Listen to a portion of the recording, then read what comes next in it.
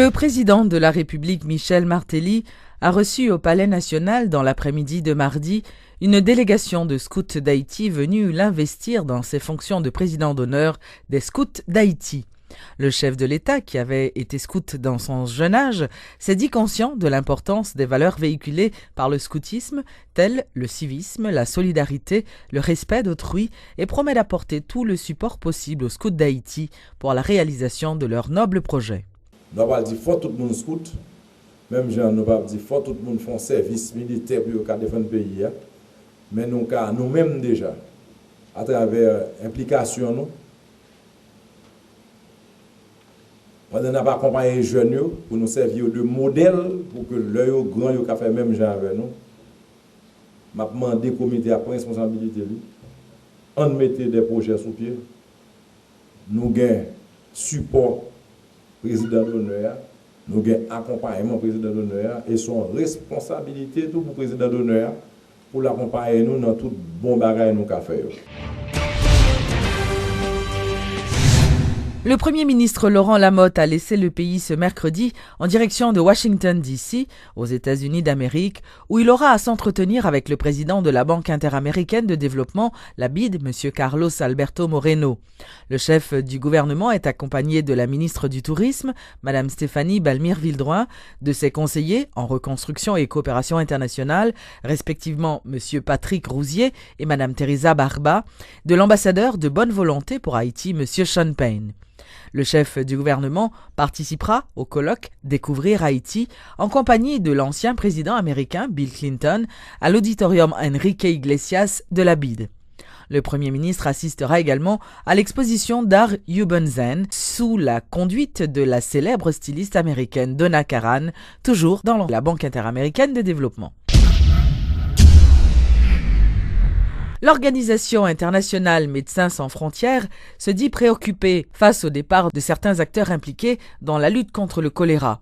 Les responsables de Médecins sans frontières invitent le ministère de la Santé publique à s'engager davantage dans la lutte contre la maladie qui, selon eux, continue de faire de nombreuses victimes dans le pays. Beaucoup d'acteurs ont quitté le pays. Les bailleurs de fonds, les Nations Unies ont réduit leur soutien.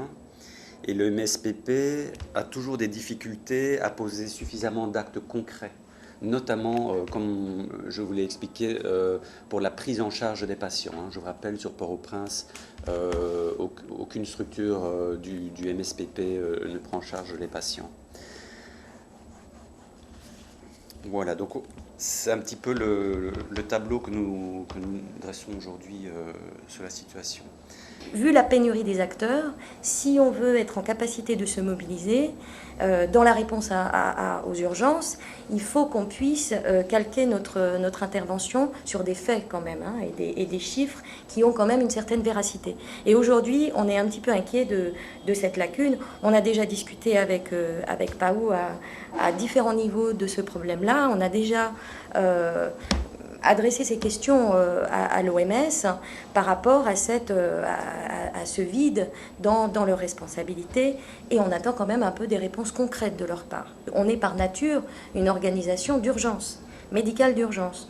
Donc nous, on est ici et on est tout à fait prêts et complètement engagés sur la réponse au choléra quand les situations dépassent les capacités des autorités sanitaires ici. C'est ce qu'on fait depuis les débuts. On va continuer à le faire dans les situations critiques où les capacités du système national sont atteintes.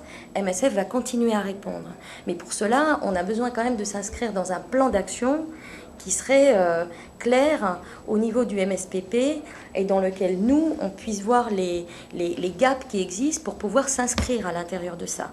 Donc on est en discussion avec le MSPP à l'heure actuelle. Ces discussions ont commencé depuis quelques mois déjà, et on voudrait vraiment les voir aboutir dans un plan d'action et un plan de contingence nationale pour qu'on puisse nous aussi mesurer l'ampleur de la réponse qu'MSF doit apporter dans ce type de situation. Rencontre ce jeudi entre les acheteurs internationaux, directeurs d'usines et des membres de la commission HOPE 2. Selon Henri-Claude Muller, l'objectif de ce forum multilatéral était de faciliter un dialogue ouvert sur le Better Work et les contributions de chacune des parties au programme. Nous avons 10 acheteurs internationaux qui sont avec nous aujourd'hui, parmi lesquels je peux citer, on a Walmart qui est avec nous, on a Coca-Cola qui est avec nous, on a Levi's qui est avec nous, on a Gap qui est avec nous, on a Target qui est en train d'explorer la possibilité de venir travailler en Haïti.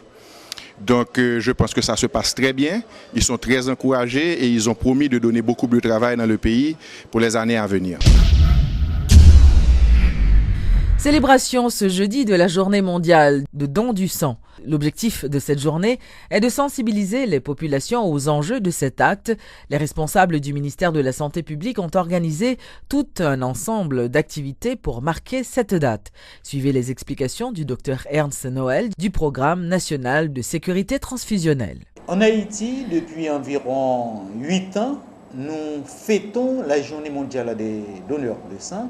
Et c'est une façon pour le ministère de la Santé publique et ses partenaires, la Croix-Rouge haïtienne, les centres GISCO, d'honorer les donneurs qui, tout au cours de l'année, nous ont permis de disposer en quelque sorte des produits sanguins pour permettre à la population de faire face à des moments difficiles et quand elle en a besoin, d'avoir du sang disponible pour leur permettre de passer des capas difficiles. C'est également une occasion pour dire à des milliers de gens qui n'ont pas encore donné du sang, de rejoindre la cohorte de ceux qui sauvent des vies. Parce qu'en définitive, cette année, le thème, c'est que chaque donneur de sang est un héros.